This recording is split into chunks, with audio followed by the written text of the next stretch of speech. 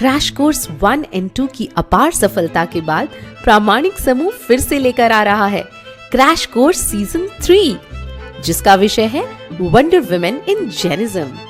ये सभी age group के लिए है। हम लोग मिलेंगे 3 जनवरी से 6 दिनों की वर्कशॉप के लिए, हर शाम 7:30 से 9 बजे तक इंडिया टाइम में। हम वो हैं जिन्होंने अपने कर्तव्य के लिए राज्य के सुखों को छोड़ दिया और अपने पति के साथ वनवास को चली गईं। हम वो ही हैं जिन्होंने पैरों में बेड़ियां होने पर भी भगवान महावीर को आहार दिया। हम वो हैं जिन्होंने देश पर संकट आने पर हाथ में तलवार ले ली और दुश्मन के लिए काल बन गए।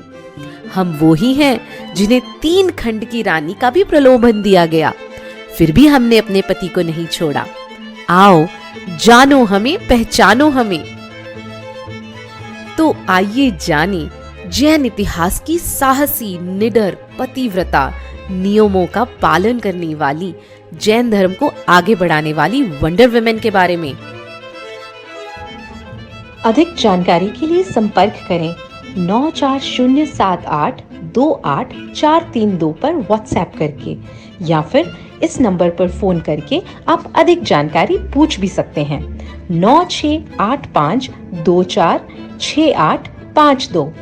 ध्यान से नोट कीजिए, कॉल करने का नंबर है 9685246852।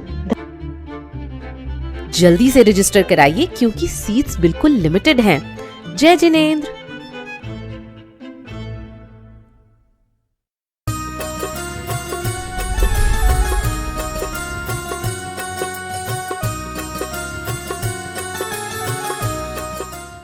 इस कार्यक्रम के पुण्यार्जक हैं श्री प्रकाश जी, सरला, आदित्य, पूजा, मनन, रचित पाटनी एवं समस्त पाटनी परिवार, अतिवीर ग्रुप, मुंबई, कोलकाता, दिल्ली एवं Bangalore. Website www.ativeeradvisory.com, www.vardhamantrusty.com। Shri Ravindra Shantinath ji Devdhare Jain, धर्मपत्नी सौभाग्यवती रचना देवी, रविंद्र देवधरे जैन, चिरंजीव आदित्य जी, चिरंजीव अभिषेक जी, चिरंजीव आकाश जी, रविंद्र देवधरे जैन, पुणे निवासी। दामाद श्रीमान संतोष अजितनाथ जी मुत्तगी, सौभाग्यवती रुचिता संतोष मुत्तगी, श्री अजितनाथ जी मुत्तगी, सौभाग्यवती सुमन देवी अजितनाथ मुत्तगी, चिरंजीव रुनाल संतोष मुत्तगी, हुबली, कर्नाटक।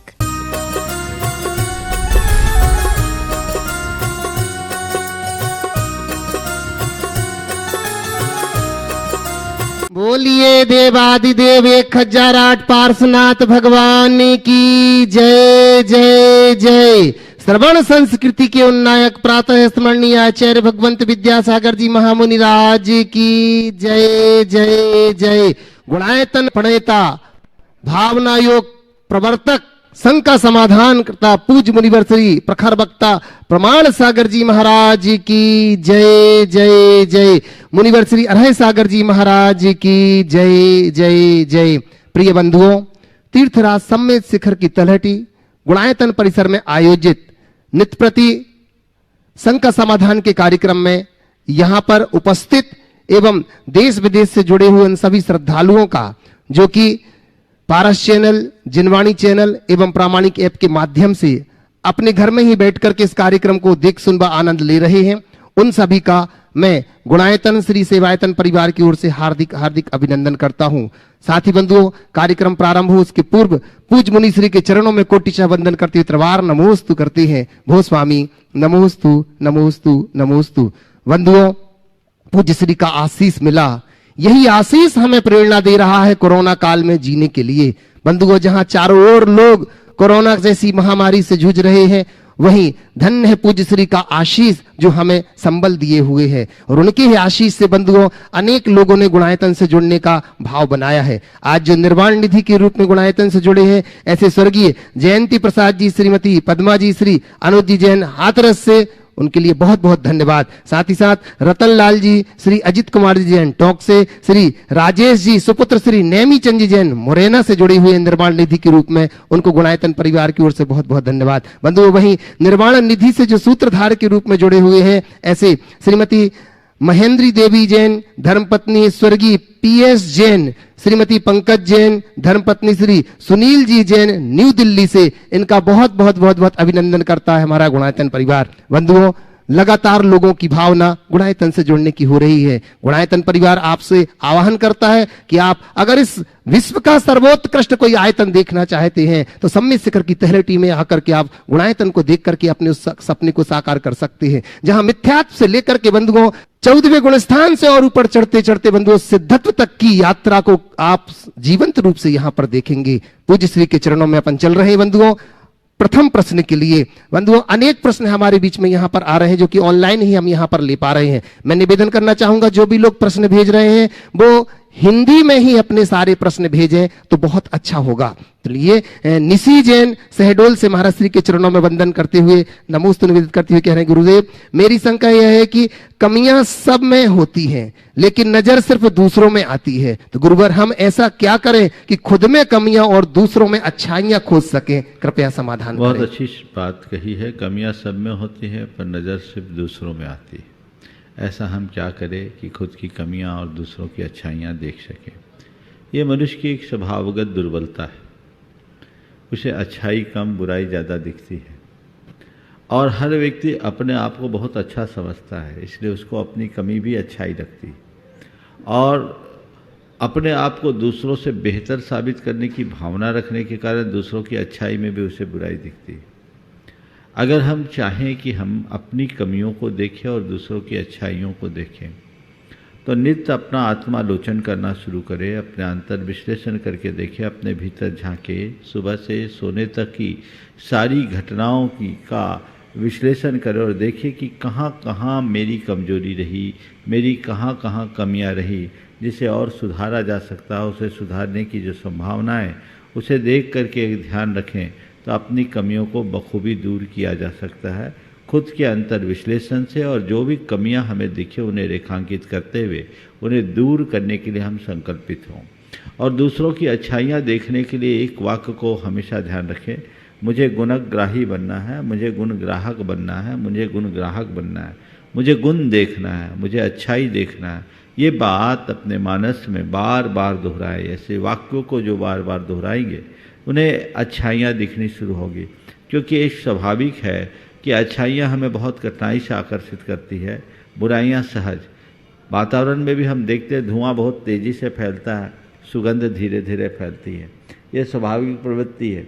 अच्छाइयों को पनपने में समय लगता है, बुराइयाँ बहुत तेज़ी से फैलती है। हमारे लिए दूषित हवा का प्रभाव बहुत जल्दी पड़ता है, अच्छी हवा का भले प्रभाव पड़े भी या न भी पड़े। तो ये बुराइयों का जन्मजात संस्कार होने के कारण ऐसा होता है, इसलिए उनके प्रति हमें जागरूक रहना ही चाहिए। महाराज श्री सतना नागौद से अर्जुन जी तोमर नमोस्तु निवेदित करते हुए कह रहे हैं कि महाराज श्री हमें आपके प्रवचन बहुत अच्छे लगते हैं, हम प्रतिदिन प्रवचन सुनते हैं एवं शंका समाधान भी देखते हैं। मैं जाति से तोमर हूं, मेरा एक क्वेश्चन है कि अपने मन और इंद्रियों को कैसे बस में करें? कृपया समाधान करें।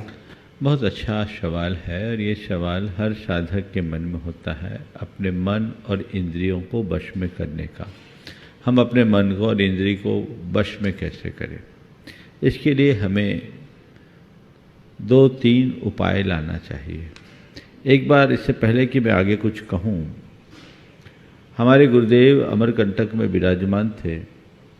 रामकृष्ण परमहंस मिशन के 40 साधक गुरुदेव की वंदना के लिए आए। मैं वहीं गुरु चरणों में था। बहुत अच्छी चर्चाएं चल रही थी। इसी मध्य किसी ने पूछा कि गुरुदेव इंद्रिय जय कैसे करें? गुरुदेव ने जो जवाब दिया आज के संदर्भ में सबसे पहले मैं उसका उल्लेख करना चाहूँगा।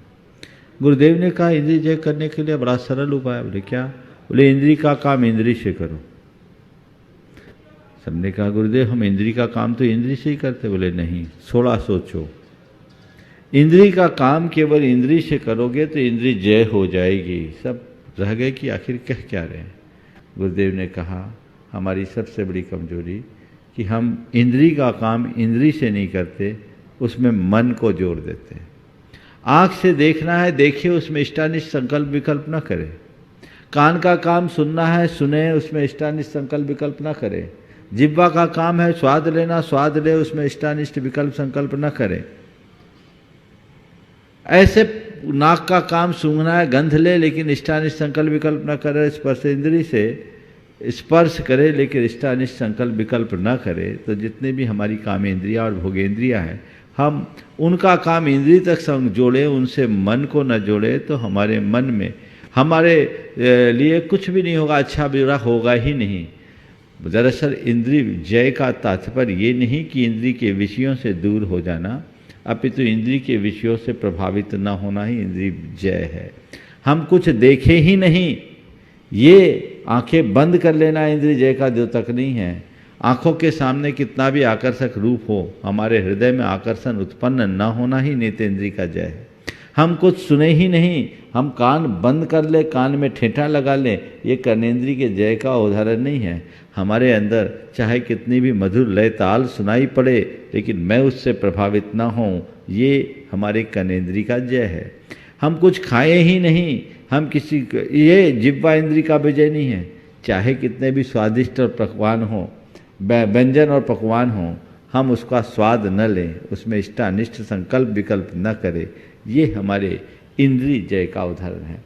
तो पांचों इंद्रियों के संदर्भ में इंद्रिय जय के लिए एक प्रक्रिया जो गुरुदेव ने कहा कि हम इंद्रिय का काम इंद्रिय से करें, मन से न करें। सबको बहुत समझ में आ गया। और यही बात, अभी थोड़ा सा लंबा उत्तर है इसका, यही बात हमारे शास्त्रों में कहा गया है। विषयेभ्यो परावर्त स्थापनम स्वस गोलके उभयेषाम इंद्रियाणाम सह दमः परिकीर्तते, कि विषयों से इंद्रियों को विमुख करके अपने अपने गोलक में स्थापित कर देना। उभयेषाम इंद्रियाणाम, ज्ञानेंद्रिय और कर्मेंद्रिय दोनों को, इंद्रियों को इंद्रियों तक सीमित रखना, उसको मन से न जुड़ने देना, ये इंद्रिय जय का सर्वश्रेष्ठ रूप है। और इसके लिए मन को नियंत्रित करना जरूरी है। अब मन कैसे नियंत्रित हो? मनोविजेता जगतो विजेता, जिसने मन को जीत लिया उसने सारे जग को जीत लिया। मन पर काबू तो इंद्रियां अपने आप काबू में आएगी। तो सवाल मन को काबू में रखने का है। तो मन को काबू में रखने के लिए हमें अभ्यास चाहिए, वैराग्य चाहिए। अभ्यास और वैराग्य से हम इंद्रियों में जय कर सकते हैं। और अभ्यास और वैराग्य में, अभ्यास के क्रम में दो प्रकार का अभ्यास हमें करना चाहिए। एक सम्यक दिशा दर्शन का और दूसरा प्रवाह परिवर्तन का। हम जब भी हमारा मन इधर उधर भागने लगे तो उसे हम सही दिशा दर्शन दे, सेल्फ मोटिवेशन के द्वारा, और फिर मन के उद्वेग को रोकने के लिए उसे दूसरे दिशा में लगा दें, उसकी दिशा को परिवर्तित कर दें। तो इससे हमारा मन धीरे धीरे शांत हो सकता है, हम मन को मोड़ सकते हैं। तत्व ज्ञान भी हमारे लिए इस क्षेत्र में बहुत बड़ा सहायक बनता है। तो अभ्यास करें। जिन जिन अभ्यासों से हम अपने मन को मोड़ सकते हैं, नियंत्रित कर सकते हैं, साध सकते हैं, उन अभ्यासों का प्रयोग होना चाहिए। और हृदय में वैराग्य हो तो हमारे अभ्यास में भी बल आता है।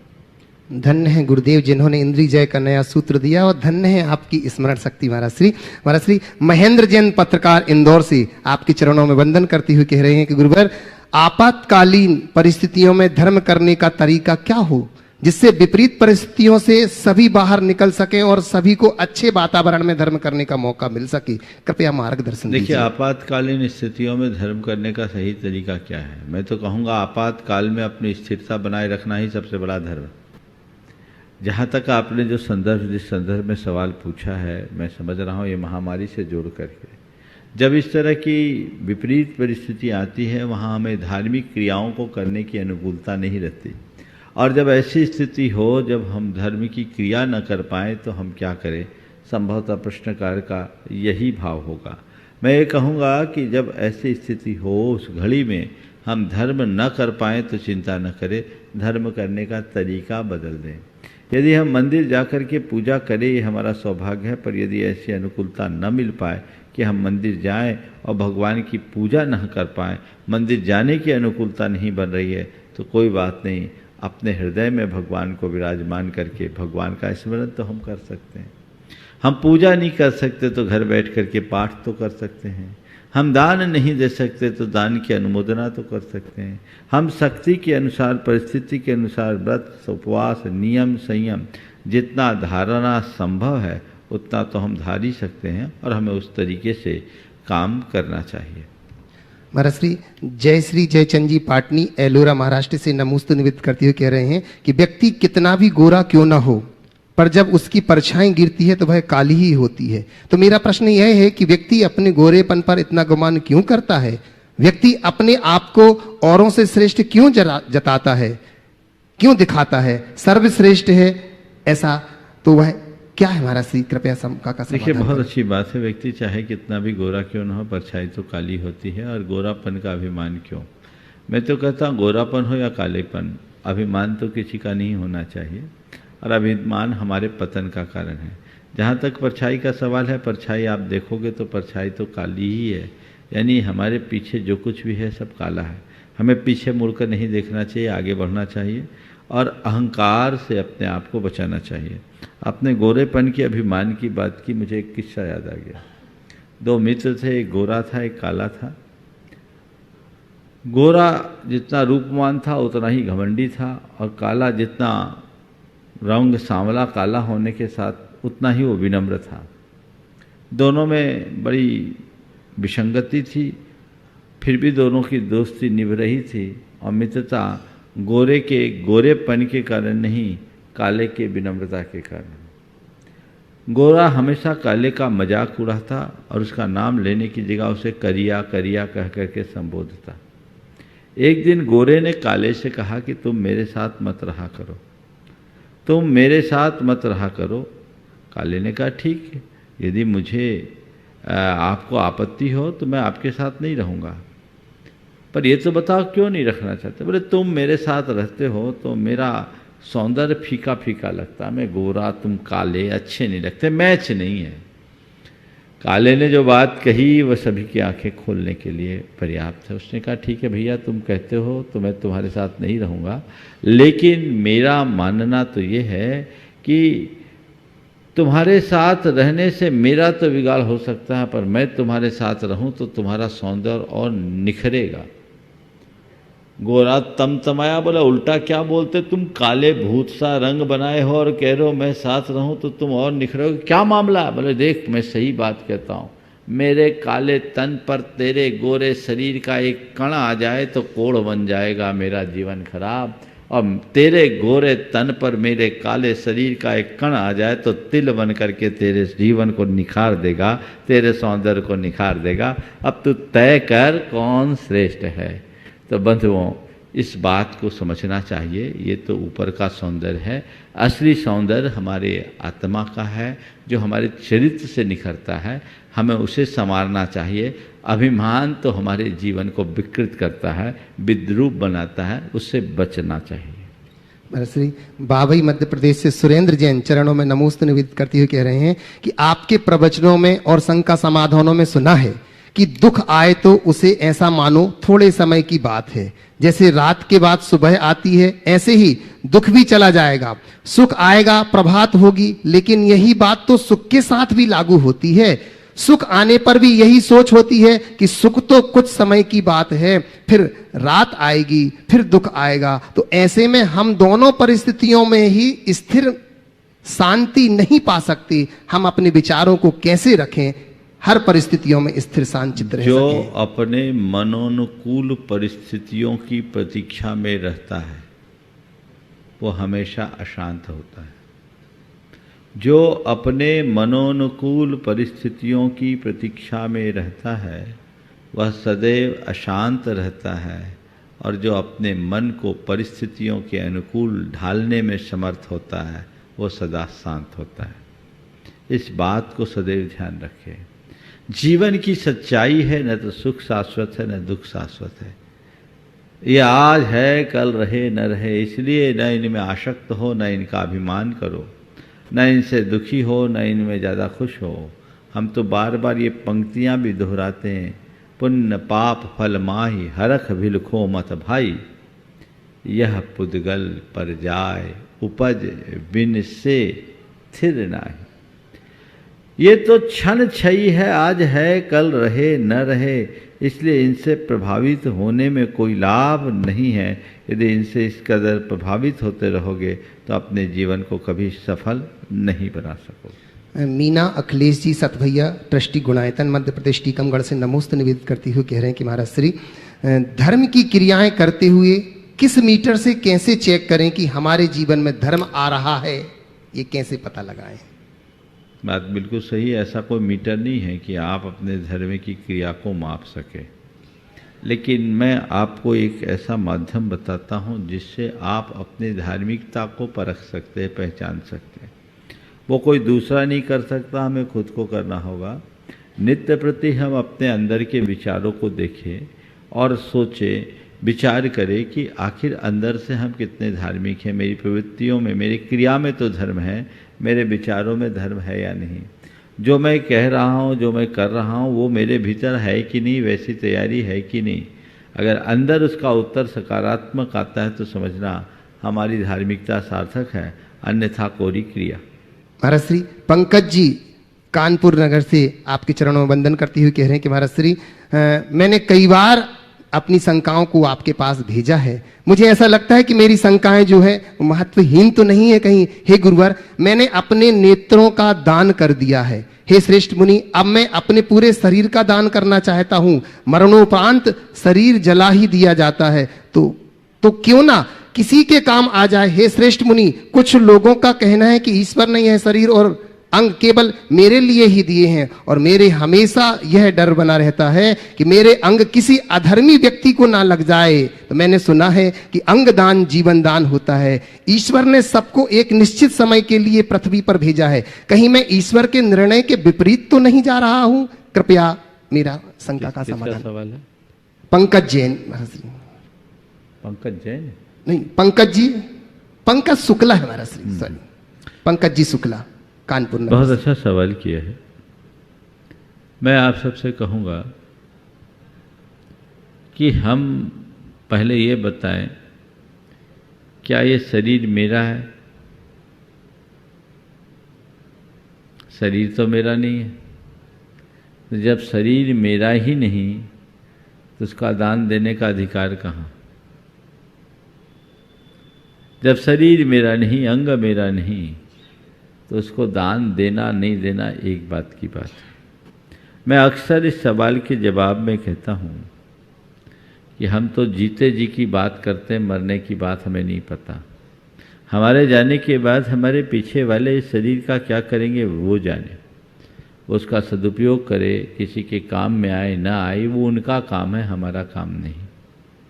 लेकिन जहाँ तक इस तरह के अंग आदि को देने न देने का सवाल है, कई अंग तो जीते जी भी लोग एक दूसरे को देते हैं। इन सब बातों को धर्म की दृष्टि से देखना कतई अच्छा नहीं है। इन्हें मानवीय भावनाओं से प्रेरित होकर देखना चाहिए। और जिन बातों का संबंध मानवीय भावना से जुड़ा होता है, उन्हें पुण्य पाप के से ऊपर उठकर देखना चाहिए। अब सवाल ये है कि मेरे इस अंग का क्या उपयोग होगा, क्या नहीं होगा, ये बात का विषय है। मेरा है ही नहीं, मैं देने वाला हूँ ही नहीं, लेकिन कोई अगर उपयोग करता है तो मैं उसके लिए कोई निषेध भी नहीं कर सकता। और जीते जी भी लोग अंग देते हैं और लोगों को जीवन दान उससे मिलता है, तो इसे अपने विचार और विवेक के साथ करना चाहिए। मुकेश साधना गंगवाल वारा राजस्थान से, नमोस्तु महाराज श्री। कीचड़ व लीचड़ दो शब्द हैं जो एक तन को और एक मन को खराब करती हैं। हमें संसारी जीवन में दोनों से बचने के लिए हमें क्या सावधानी रखनी चाहिए? बहुत अच्छा शब्द है, कीचड़ और लीचड़, ये दोनों एक अलग अलग शब्द हैं। एक तन को और एक मन को खराब करता है। आपने पूछा हमें इन दोनों से बचने के लिए क्या करना चाहिए, तो मैं तो यही कहता हूँ कीचड़ को से बचने के लिए पानी की ज़रूरत होती है। कीचड़ से बचने के लिए पानी की ज़रूरत होती है। जहाँ कीचड़ है एकदम पानी का प्रवाह जगा दो, बहा दो, सब कीचड़ धुल जाएगा। तो जैसे हम बाहर के कीचड़ को पानी से धोकर तन को साफ कर लेते हैं, ऐसे जो लोग लीचड़ हैं उनके अंदर भावनाओं का प्रवाह आ जाए, उनका मन साफ हो जाएगा।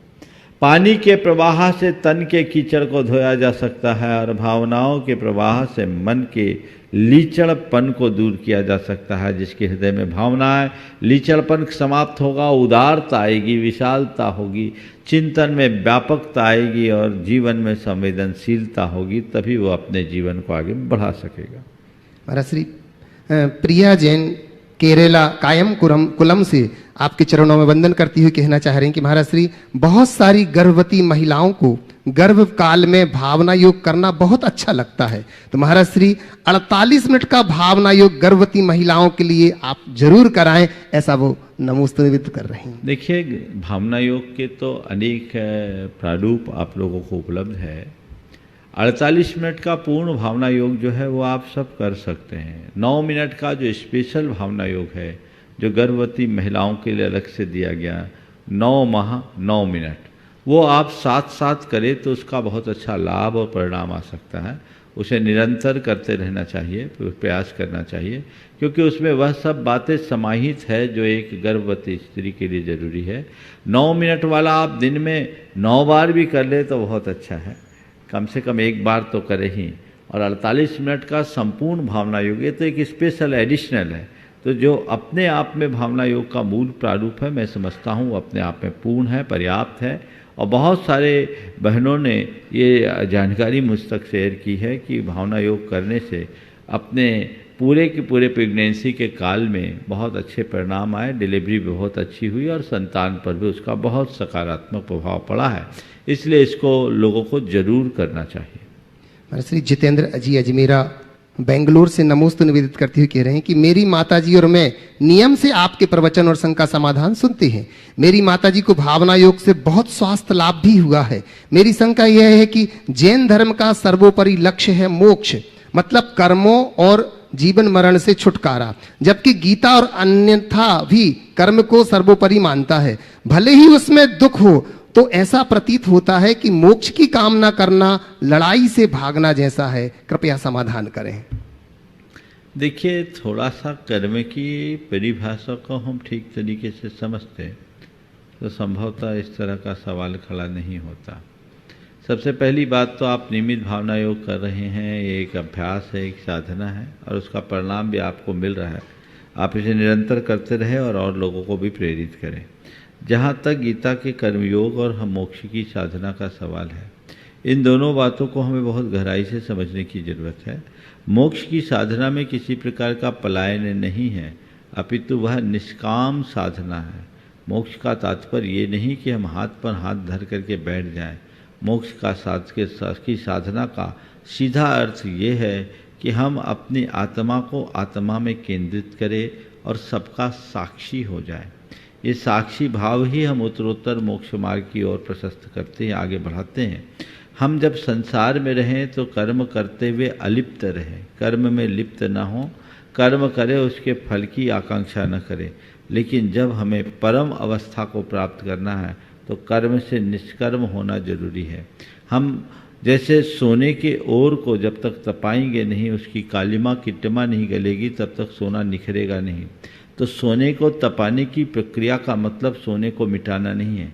ये बात सही है, जब हम सोने के ओर को तपाते हैं तो उसकी बहुत सारी विकृत तत्व दूर होते हैं, वेस्ट होता है, लेकिन इसके बाद भी जो सोना है वो निखरता है। इसी तरह जब हम तप साधना करते हैं, हम अपने कर्मों को गलाने की प्रक्रिया में लगते हैं तो बहुत सारी चीज़ें छूटती सी प्रतीत होती है, लेकिन वह चीज़ों से भागना नहीं है, अपितु अपनी आत्मा को निखारना है। मोक्ष का मतलब आत्मा का विनाश नहीं, आत्मा की विशुद्ध अवस्था की उपलब्धि है। इस अवधारणा को जब हम ठीक तरीके से समझेंगे तभी हम मोक्ष का सच्चा अर्थ समझ पाएंगे। महाराज श्री मुकेश जैन सागर से गुरुवर के चरणों में अनंत कोटिशः नमोस्तु। गुरुवर, यह प्रश्न बहुत बार आता है, लेकिन मैं सोचता हूं कि अभी इसे और अधिक स्पष्टता की आवश्यकता है। प्रश्न सूतक पातक से संबंधित है। पीढ़ियों की गिनती कैसे करना है? कुछ साधुओं का कहना है कि जीवित पीढ़ियों की गिनती करना चाहिए। कृपया उदाहरण सहित समझाने की कृपा करें। सूतक पातक में मंदिर जी में क्या कर सकते हैं और क्या नहीं? कितनी पीढ़ी तक, कितने दिन तक सूतक लगता है और आगम अनुसार सूतक का महत्व कृपया समाधान करें। देखिए, सूतक पातक का हमारी एक सामाजिक रीति है और उसको उस तरीके से पालना चाहिए। इससे हमारे कुलाचार की व्यवस्थाएं भी जुड़ी हुई है। सबसे पहला सवाल है पीढ़ियों का। पीढ़ियों की स्पष्ट व्याख्या तो कहीं देखने में नहीं मिलती, लेकिन पीढ़ियों की गणना रक्त संबंध से की जाती। रक्त संबंध कहाँ से शुरू हुआ, वहाँ से देखा जाता है। जैसे एक व्यक्ति के 2 संतान हैं, समझ गए? एक व्यक्ति के 2 संतान हैं, मान लीजिए रामचंद्र हैं, उनके 2 संतान हैं आराम और विराम। अब आराम एक बेंच हुई, एक ब्रांच आराम की है, एक ब्रांच विराम की है। आराम और विराम ये दोनों एक पीढ़ी के हैं, क्योंकि इन दोनों का रक्त संबंध राम से है। अब आराम के नीचे की जितने भी बेंच होगी और विराम के नीचे की जितने की ब्रांच होगी, इन दोनों को जब हम जोड़ेंगे तो ये राम से जोड़ेंगे, इनका रक्त संबंध राम से है। आराम के पोते उनकी तीसरी पीढ़ी होंगे। आराम का पोता उसकी तीसरी पीढ़ी होगी, आराम स्वयं, उनका बेटा, फिर पोता। लेकिन विराम का पोता जब होगा तो पोते की गणना राम से होगी, क्योंकि खून राम का है। समझ गए? तो जिससे रक्त संबंध है वहाँ से पीढ़ी होनी चाहिए। 2 भाई, सगे भाइयों में भी उनके पौत्रों में एक पीढ़ी का अंतर हो जाता है। तो इस तरीके से पीढ़ी की गणना करनी चाहिए कि खून किसका है, कहाँ से खून आया, वहाँ से इनका रक्त संबंध जुड़ा है और वहीं से इसकी पीढ़ियों की गणना होनी चाहिए। हमारे यहाँ जन्म के सूतक के संदर्भ में सामान्यतया 3 पीढ़ी तक 10 दिन, चौथी पीढ़ी से 6 दिन, 5वीं पीढ़ी में 4 दिन, 6वीं पीढ़ी में 3 दिन, 7वीं पीढ़ी में 2 दिन, 8वीं पीढ़ी में 1 दिन, 9वीं पीढ़ी में 1 प्रहर और 10वीं पीढ़ी में स्नान मात्र, और मरण का सूतक 12 दिन का बताया है। मूल रूप से 3 पीढ़ी तक के लिए ही सूतक होता है जो आसन्न होते हैं, और बाकी सब अनासन्न यानी दूर के होते हैं। तो उत्तरोत्तर जैसे जैसे पीढ़ियाँ बढ़ती जाती है वैसे वैसे सूतक पातक कम होता जाता है। महाराज श्री सुनील कुमार जैन गांधी मध्य प्रदेश जबलपुर से चरणों में नमोस्तु निवेदित कह रहे हैं कि गुरुवर, संसार में जितने भी पैसे वाले हैं वो अपने ही बराबरी वालों के साथ ही घूमना रहना आना जाना पसंद करते हैं, किसी भी गरीब का साथ क्यों पसंद नहीं करते। पर जब कोई पैसे वाला मरता है तो साथ के पैसे वाले उसकी अर्थी के पीछे चलते हैं और गरीब ही सबसे ज्यादा अर्थी को कांधा देता है और उसे उसके आखिरी मुकाम तक छोड़ करके आते हैं। तो गुरुवर, क्या गरीब के भाग्य में सिर्फ कांधा देना ही लिखा है? मैं इसे ऐसे समझता हूँ और इसे दूसरे अर्थ में कहूँगा कि आपने पूछा है क्या गरीब के भाग्य में केवल कांधा देना ही लिखा है। इसकी जगह मैं ऐसा कहूँगा कि गरीब इतना भाग्यशाली तो है जो अमीरों को कांधा दे सकता है। अमीर गरीब के वक्त पर काम आए या ना आए, पर गरीब अमीर के हर वक्त पर काम आता है, यही गरीबी की श्रेष्ठता है। इसलिए हताश नहीं होना चाहिए, कम से कम अंतिम वक्त में वो साथ तो दे रहा है। ये वर्तमान में जो आपने सवाल किया, मैं यही कहूँगा कि ये सब सर्वे गुनाह कांचन माश्रियंते का परिणाम है। चूँकि आज के सारे मूल्य, सामाजिक मूल्य अर्थ प्रधान हो गए हैं, इसलिए लोग ऐसा करते हैं, सब उगते सूरज को प्रणाम करते हैं, इसलिए ऐसा होता है। महाराज श्री डॉक्टर रश्मि गुप्ता भरतपुर राजस्थान से चरणों में नमोस्तु निवेदित करते हुए कह रहे हैं कि मेरा प्रश्न यह है कि गुरुदेव, पिंडस्थ ध्यान और पदस्थ ध्यान में क्या अंतर है? और पिंडस्थ ध्यान में कुछ शब्दों का अर्थ स्पष्ट नहीं हो पाया, जैसे देहातीतो हम, विदेहो हम, निसंग परिग्रहितो रहितो हम, कृपया समझाने का कष्ट करें। देखिए, पदस्थम माह मंत्र वाक्यस्थम, किसी एक मंत्र पद का ध्यान करना पदस्थ ध्यान है। जैसे ओम का ध्यान करना, असिया उषा का ध्यान करना, हरीम का ध्यान करना, नमोकार मंत्र का ध्यान करना, कोई भी मंत्र के पद का ध्यान करना पदस्थ ध्यान है। और पिंडस्थ ध्यान जो है वह अपने आत्मा की स्वरूप का चिंतन, देह रूप पिंड में विराजमान आत्मा का चिंतन पिंडस्थ ध्यान। जैसे देहातीतो हम, आपने जो मंत्र पूछा, अर्थ पूछा है, मैं शरीर से भिन्न हूँ, अतीत हूँ, परे हूँ। विदेहो हम, मैं देह रहित हूँ। निस्संगो हम, मैं परिग्रह से रहित हूँ। परिग्रह रहितो हम, मैं परिग्रह से रहित हूँ। शुद्धो हम, मैं शुद्ध चैतन्य स्वरूप हूँ। चिदानंदो हम, मैं चैतानंद स्वरूप हूँ। चिदात्मको हम, मैं चैतन्य स्वरूप हूँ। इस तरह के कोई वाक्य, सो हम, मैं, मेरे भीतर विराजमान शुद्ध ज्ञान स्वरूप जो चेतनात्मा है वह मैं हूँ। इस तरह के किन्हीं भी वाक्यों का आलम्बन लेकर, इन पदों का आलम्बन लेकर जो हम इन्हें बार बार दोहराते हैं और अपने भीतर वैसा महसूस करते हैं, तो ये एक प्रकार का पिंडस्थ ध्यान है। भावना योग के अंतिम चरण में जो ये भावनाएं हैं वह भी एक प्रकार से हम पिंडस्थ ध्यान के रूप में देख सकते हैं। महाराज श्री, महाराष्ट्र से एक प्रश्न आया है कि हमारे यहाँ महीने के अष्टमी चतुर्दशी को भक्तांबर का पाठ होता है। हर महीने हमारे यहाँ अष्टमी और चतुर्दशी को भक्तांबर का पाठ होता है, नमोकार का पाठ होता है, परंतु इस पाठ के होने के बाद हाउजी होती है। तो महाराज श्री, इससे हमें पुण्य अर्जन होगा या कि पाप लगेगा? देखिए, धार्मिक क्रियाएं करना अच्छी बात है, लेकिन धार्मिक क्रियाओं के बाद ऐसा काम नहीं करना चाहिए जो अधर्मपूर्ण हो जाए। हौजी आदि करना, और आजकल जो भी टीवी में प्रोग्राम होते हैं उससे ही जोड़ करके लोग कार्यक्रम कर देते हैं और इसे सांस्कृतिक कार्यक्रम का रूप देते हैं। मैं कहता हूँ ये सब असांस्कृतिक कार्यक्रम है। इससे और विकृतियाँ फैलती है, पाप का बंध होता। हौजी तो जुआ है, इसलिए ऐसा न करके और कोई स्वस्थ मनोरंजन का साधन अपनाना चाहिए। इस तरह की प्रवृत्तियों से सभी को बचना चाहिए।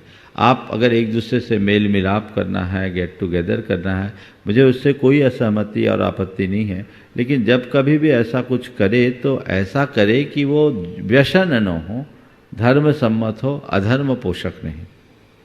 महाराज श्री, आयुषी जैन गुना से चरणों में वंदन करती हुई कह रही हैं कि जो व्यक्ति मानसिक तनाव व मानसिक विकारों से पीड़ित हो वह अक्सर दिन प्रतिदिन अपनी गतिविधियों में रुचि खो देता है। वह अपने खुशहाल जीवन जीने के लिए किस प्रकार अपने आप को प्रेरित करे, कृपया मार्गदर्शन करें। स्वाभाविक है, जो मानसिक विकृतियों से, बीमारियों से ग्रसित है, जैसे किसी भी प्रकार का डिसऑर्डर है, वो अपने जीवन का रस खो चुका होता है, सामान्य जीवन नहीं होता। लेकिन उसे पुनः चैतन्य होना है तो मैं कहूँगा उसे ज़्यादा कुछ करने की ज़रूरत नहीं है। वो दो काम करे, एक तो भावना योग करे और नियमित प्रवचन सुनना शुरू कर दे। सैकड़ों लोगों ने अपने अनुभव बताए हैं कि उनकी आज सारे अवसाद, डिप्रेशन से बाहर आ गए, बहुत अच्छे से आए। ऐसा करने से बहुत फर्क पड़ता है। और जो बहुत ज़्यादा अवसादग्रस्त हैं या डीप डिप्रेशन में हैं, वे इसके लिए किसी मनोचिकित्सक से भी परामर्श ले सकते हैं और उनके अनुरूप आप उनकी चिकित्सा कराएं। लेकिन साथ साथ यदि भावना योग करते हैं, प्रवचन का लाभ लेते हैं, बहुत फर्क पड़ता है। और एक और अच्छा प्रयोग, ऐसे लोग अगर गौशालाओं में जाकर थोड़ा समय गायों के मध्य बिताते हैं तो वह भी उनके जीवन में बहुत अच्छा असर देता है। गायों की निकटता से व्यक्ति की भावनाओं में बहुत बदलाव आता है और डिप्रेशन क्या, पागलपन जैसी बीमारी कम होती है। पूना में मुझे जानकारी दी गई थी, इसी मंच से कई बार डॉक्टर सुहास ने बताया भी है कि संत तुकाजी राव, एक पूना की गौशाला, तुकाराम गौशाला है, वहाँ उन्होंने जिसने गौशाला की स्थापना की तो वो क्या करते थे कि सड़क चलते जितने भी पागल लोग होते थे उन्हें गौशाला ले जाए और उनको गायों के बीच रखे और 6 महीने में उस पागलपन ख़त्म। और आज वही उनकी देखरेख करते, व्यवस्था करते हैं। ऐसे एक दो नहीं, अनेक लोग हुए। ऐसी जानकारी इसी मंच से कई बार दी गई। तो ये बहुत अच्छा प्रयोग है और विदेशों में तो इस पर आजकल एक बहुत अच्छा शोध हुआ और एक थेरेपी चल पड़ी, कॉ यार्ड थेरेपी, जिसमें गायों के गौशालाओं में रखते हैं और उसमें हज़ारों डॉलर लोग लेते हैं और लोग पैसे देते हैं। हमारे देश में तो गौशाला शुरू से रही और घर घर में गौशाला रहती थी।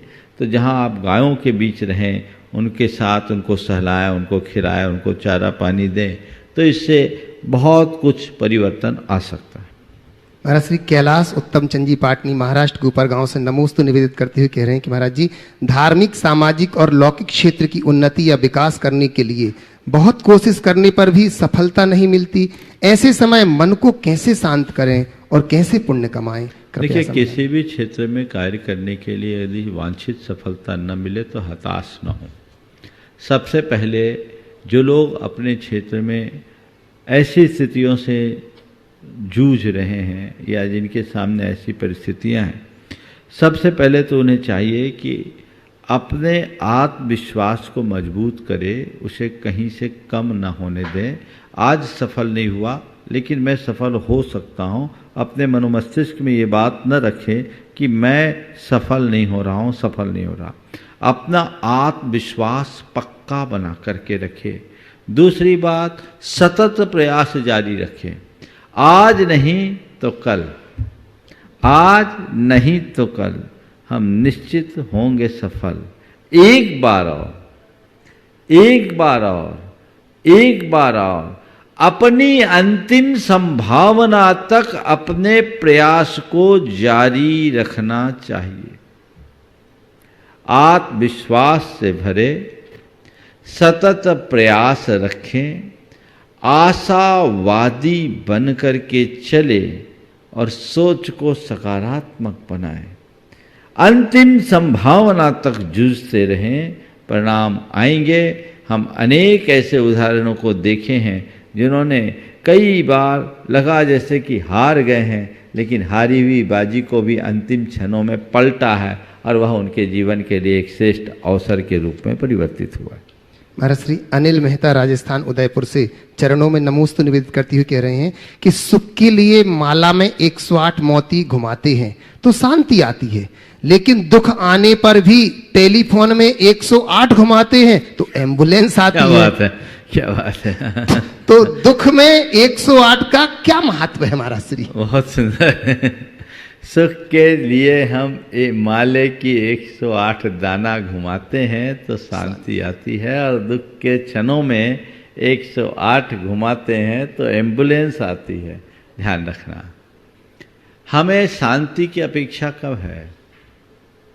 जब अशांति हो, है ना। तो हम सामान्य अशांति में पूरे 108 दाने घुमाते हैं क्या? ताकि हमारी शांति बरकरार रहे।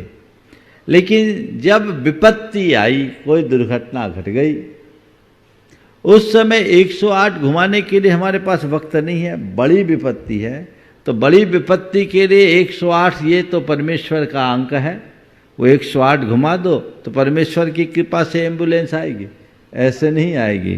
तो एम्बुलेंस भी आई है तो शांति के लिए आई है। अशांति के बाद शांति है। सच्चे अर्थों में अगर संसार में दुख नहीं होता तो कोई धर्म नहीं करता। करता क्या? धर्म की उत्पत्ति ही दुख को मिटाने के लिए हुई है। दुख है, अशांति है, इसीलिए तो इन सब का प्रयोग है। तो वो अशांति हुई तो 108 घुमा दिया। हो सकता है इसीलिए 108 रखा हो कि 108 में पूर्ण अंक है जो काम पूरा करे और पक्का होने का सुनिश्चय करे। वो 108 का द्योतक है। 1 और 8 9। महाराज श्री विदित जैन गुड़गांव से नमोस्तु निवेदित करते हुए कह रहे हैं, गुरुवर जब हम आपको पता है कि हम पंचम काल के काल दोष के कारण निर्वाण प्राप्त नहीं करते और जीवन मरण से मुक्त नहीं हो सकते, तो फिर वीतरागता का भाव धारण करने के पीछे क्या अभिप्राय है? क्यों ना कुछ ऐसे कार्य करते रहें जिससे सभी का जीवन सुखी हो सके। यह प्रश्न मैं साधु और श्रावक सभी के मनोगत भावों के अभिप्राय से पूछ रहा हूं कि साधु जीवन जीने से भी निर्वाण यात्रा की ओर अग्रसर नहीं हुआ जा सकता, तो फिर गृहस्थ जीवन में रह करके ही जन कल्याण क्यों ना किया जाए? गुरुवर कृपया समाधान करें। बात बिल्कुल सही है। मोक्ष नहीं मिलता। मुझसे आज एक बार किसी ने इसी तरह का सवाल पूछा कि मेरा आज तो मोक्ष है नहीं। बोले नहीं है। बोले आप मुनि क्यों? बोले मैं मोक्ष के लिए मुनि बना ही नहीं, मुझे मोक्ष चाहिए नहीं। पहले तो बोला मेरा मोक्ष नहीं चाहिए तो मुनि क्यों? बोले हाँ मुझे मोक्ष नहीं चाहिए, मुनि बन गया। तो क्यों बने? हमने कहा भैया मोक्ष नहीं है, मोक्ष मार्ग तो है। आज मैं मोक्ष मार्ग पर चलूँगा तो कल मोक्ष तक पहुंचूंगा। मेरी दूरी लंबी है, मैं अपनी दूरी को कम कर रहा हूं, मंजिल की ओर बढ़ रहा हूं। फिर मैंने उससे दूसरा उल्टा कहा, किसने कहा आज मोक्ष नहीं है? मोक्ष तो आज है और मोक्ष मिल रहा है, मुक्ति है। महाराज आज मुक्ति है, पंचम काल में तो मुक्ति नहीं, ऐसा शास्त्रों में हमने सुना। हमने कहा गलत सुना।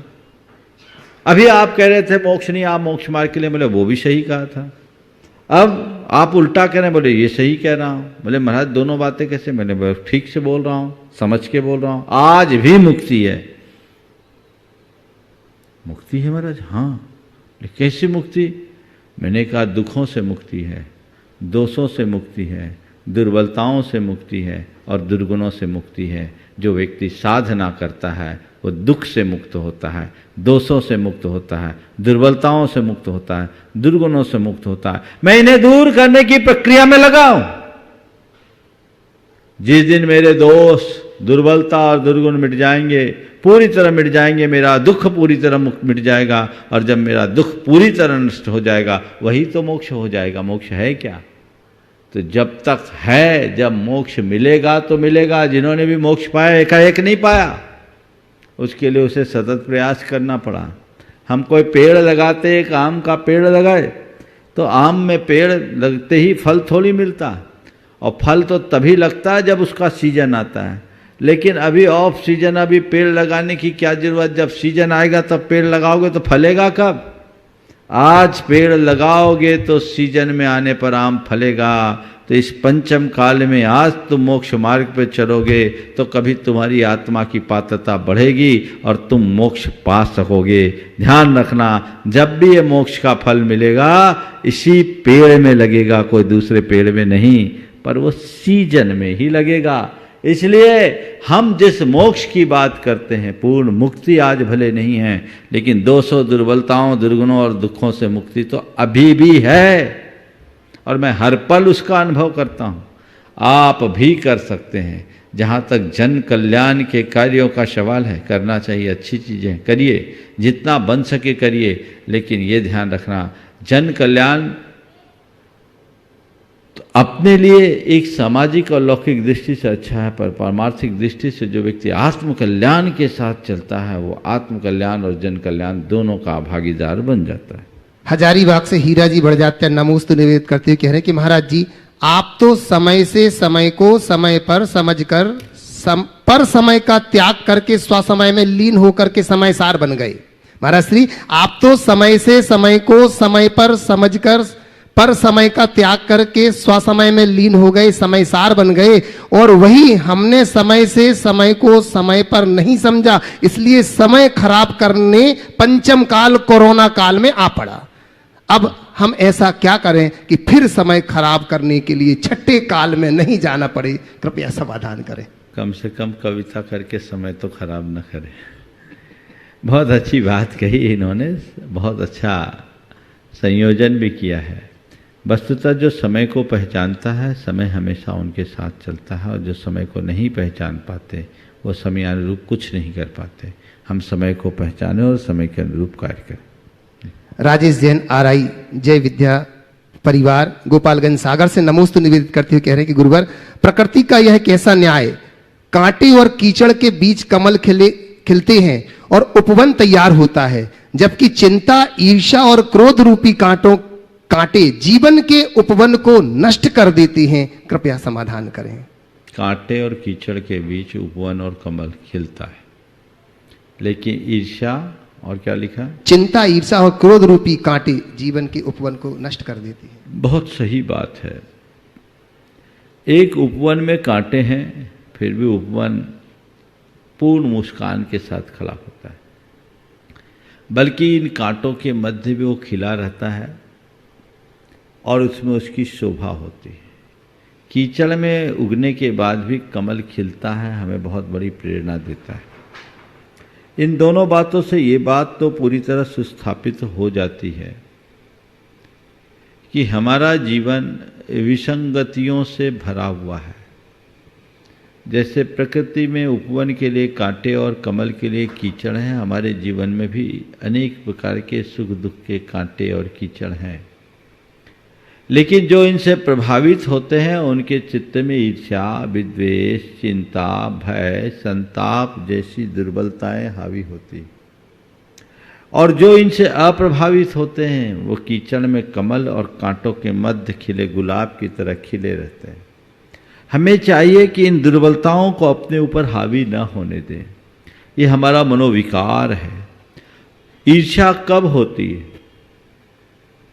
जब हम किसी दूसरे की प्रगति को नहीं सह पाते। दूसरों की प्रगति को नहीं सह पाना मतलब जब हमें दूसरा अपने से कुछ बड़ा दिखने लगता है। जबकि अध्यात्म को आत्मसात किया जाए तो पता लगेगा संसार में सब कोई अतुलनीय है, कोई किसी से बड़ा नहीं, कोई किसी से छोटा नहीं, कोई आधा नहीं, कोई अधूरा नहीं, सब अपने आप में परिपूर्ण है। ये तो हमारी दुर्बलता है, हमारा ज्ञान है कि व्यक्ति दूसरों को देखता, अगर अपने आप को देखे तो अपने जीवन को बहुत आगे बढ़ा सकता है। ये ओछी मानसिकता है। तो ईर्ष्या जैसे भाव में अज्ञानी भरता है, चिंता भय संताप से अज्ञानी ग्रसित होता है, और ज्ञानी इन्हीं परिस्थितियों में अपने जीवन में सकारात्मक प्रेरणा जगा करके जीवन में व्यापक बदलाव घटित कर लेता है। महर्षि प्रमोद कुमार जैन पापड़ीवाल, महावीर नगर, दुर्गापुरा, जयपुर से नमोस्तु निवेदित करते हुए कह रहे हैं कि इस चकाचौंध भरे आधुनिक युग में भी आपके मंगल प्रवचन, शंका समाधान, भावना योग, गुणायतन सब सुपर डुपर हिट हैं, जिसके लिए हम सभी आपके सदैव ऋणी रहेंगे। मेरी भावना यह है कि हमें आप अब कौन सी नई चीज देने जा रहे हैं, कृपया थोड़ा सा खुलासा करें। कौन सी नई चीज़ देने जा रहे हैं? पहले जो दे रहे हैं वो तो पूरी हो जाने दो, वो पूरी होगी फिर आगे की बात करेंगे। अभी जो है वो चलने दो। मैं तो ये कहता हूँ लेने वालों के पास दृष्टि होनी चाहिए। देखा जाए तो प्रकृति हमें हर पल कुछ न कुछ नया देती है। प्रकृति हमें नया दे रही है, हम ले। हर दिन हमारे लिए एक नई सुबह के रूप में आता है, और नई सुबह के साथ हम अपने जीवन में नयापन घटित करें जो हमारे जीवन के पथ को प्रशस्त करे। श्री प्रवीण सिंघई, गढ़ाकोटा, जिला सागर से नमोस्तु निवेदित करते हुए कह रहे हैं कि जीवन में कृतज्ञता के गुण का क्या महत्व है एवं अपने जीवन में इस गुण का किस प्रकार उपयोग करना चाहिए। देखिए, बहुत अच्छा सवाल है। कृतज्ञता मनुष्य का बहुत श्रेष्ठतम गुण है। कृतज्ञता का मतलब क्या है? किए गए उपकारों का स्मरण। हमारे यहाँ कहा गया कृतज्ञता मानवता की पहचान है। कुरल काव्य में एक बहुत अच्छी बात की गई कि और सब पापों का प्रायश्चित तो फिर भी संभव है, पर अभागे कृतघ्नि का कभी उद्धार नहीं होगा। कृतघ्न वह है जो दूसरों के एहसान फरामोश हो जाए, और कृतज्ञ वह है जो हमेशा दूसरों के एहसानों को याद रखे। दूसरों के द्वारा किए गए छोटे से उपकार को भी कभी विस्मृत न करना कृतज्ञता की पहचान है, क्योंकि अवसर पर किया गया छोटा सा उपकार भी महान होता है। तो हम लोग रोज बोलते हैं, हूँ नहीं कृतज्ञ कभी मैं द्रोह न मेरे उर आवे, मैं कभी किसी के प्रति कृतज्ञ न बनूं।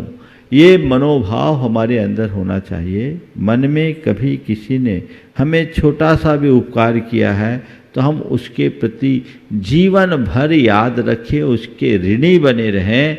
और ये मनुष्य की मनुष्यता की पहचान है। जो व्यक्ति कृतज्ञता से विमुख होता है वो व्यक्ति धर्म नहीं समझ सकता, वो धार्मिक व्यक्ति की श्रेणी में नहीं आता। कहते कृतघ्ने नास्ति निष्कृति, उस व्यक्ति के लिए कभी उद्धार नहीं होगा। इसलिए हमें सबके प्रति कृतज्ञ होना चाहिए। प्रकृति हमें कृतज्ञता का पाठ पढ़ाती है और हर मनुष्य को अपने जीवन में इस कृतज्ञता के गुण को अपनाना चाहिए। आपने पूछा किनके प्रति कृतज्ञ रहें, ये पूछा ना। जीवन में कृतज्ञता के गुण का क्या महत्व है और अपने जीवन में इस गुण का विकास कैसे करें। देखो, दूसरों के उपकारों को याद करने से हमारे अंदर कृतज्ञता का भाव अपने आप आता है। हम जब दूसरों के उपकारों को याद करते हैं कि आज मेरे जीवन के निर्माण में उनका ये स्थान रहा, तो हमारे हृदय में उन व्यक्ति के प्रति बड़ी सद्भावना भरती है और एक विनम्रता का भी भाव आता है, और इसी से हम कृतज्ञता को विकसित कर सकते हैं। और उस कृतज्ञता के लिए व्यक्ति को अपने जीवन को समग्रता से देखना चाहिए कि आज मैं जो कुछ हूँ वो किसके प्रताप से हूँ। सबसे पहले अगर कृतज्ञता ज्ञापित करनी है तो माँ बाप के प्रति कृतज्ञता ज्ञापित करो। अगर माँ बाप ना होते और तो आज हम कहाँ होते। और जो व्यक्ति माँ बाप के ऋणों को स्मरण में रखता है वो पूरे जीवन माता पिता का कृतज्ञ बना रहता है। उनका ऋण हम पर बहुत बड़ा ऋण है, क्योंकि हमारे शरीर का एक एक बूंद खून भी उनकी ही कृपा का प्रसाद है। अगर वो नहीं होते तो हमारा क्या होता? थोड़ा सोचो, एक बार विचार करने की बात है। अगर कहीं तुम्हारी माँ ने तुम्हें पेट से ही परलोक पहुंचा दिया होता तो क्या होता? कदाचित जन्म देने के बाद तुम्हें किसी झाड़ी में फेंक दिया होता तो क्या होता? मैंने सुना है कि हवाई जहाज़ में एक महिला ने अपने बच्चे को जन्म दे करके उसके बाथरूम में डाल दिया। अभी अभी ऐसी कोई घटना बताई किसी ने। ये तो पढ़े लिखे लोगों के साथ ही हाल है। हालांकि पढ़े लिखे लोगों का ही हाल बेहाल होता है। तो मैं कह रहा हूँ, अगर जन्म दे करके भी तुम्हें ऐसे ही छोड़ दिया होता तो क्या होता? कदाचित जन्म देने के बाद तुम्हारे माँ बाप नहीं होते तो क्या होता? तुम्हारे परवरिश नहीं किए होते तो क्या होता? अनाथ आश्रमों में पड़े होते और क्या होता? तुम्हारा ठीक ढंग से लालन पालन नहीं हुआ होता तो क्या होता?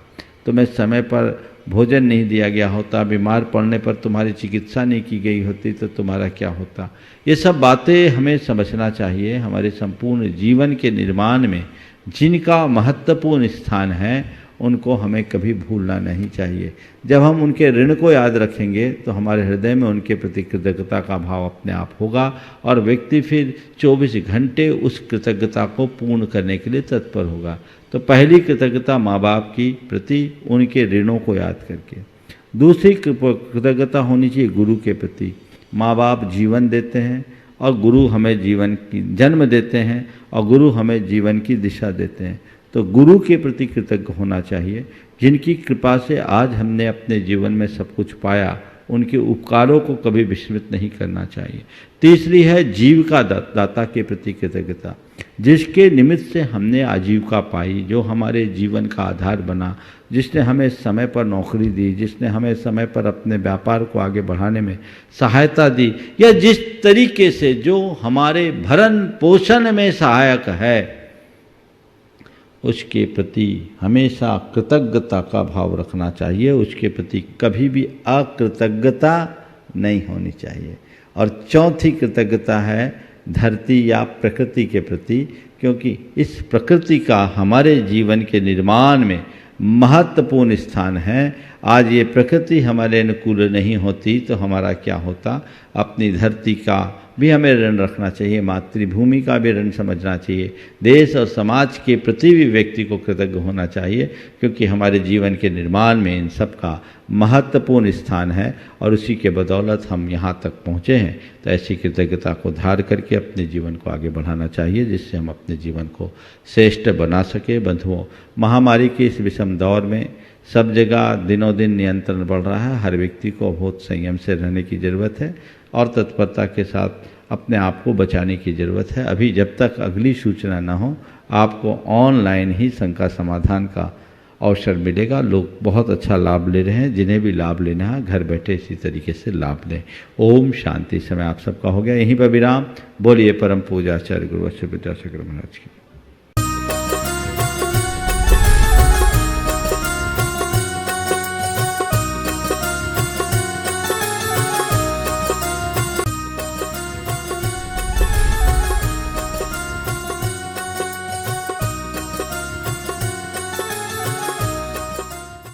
इस कार्यक्रम के पुण्यार्जक थे श्री प्रकाश जी सरला, आदित्य, पूजा, मनन, रचित पाटनी एवं समस्त पाटनी परिवार, अतिवीर ग्रुप, मुंबई, कोलकाता, दिल्ली एवं Bangalore. Website www.ativeeradvisory.com, www.vardhamantrusty.com। Shri Ravindra Shantinath ji Devdhare Jain, धर्मपत्नी सौभाग्यवती रचना देवी, रविंद्र देवधरे जैन, चिरंजीव आदित्य जी, चिरंजीव अभिषेक जी, चिरंजीव आकाश जी, रविंद्र देवधरे जैन, पुणे निवासी, दामाद श्रीमान संतोष अजितनाथ जी मुत्तगी, सौभाग्यवती रुचिता संतोष मुत्तगी, श्री अजितनाथ जी मुत्तगी, सौभाग्यवती सुमन देवी अजितनाथ मुत्तगी, चिरंजीव रुनाल संतोष मुत्तगी, हुबली।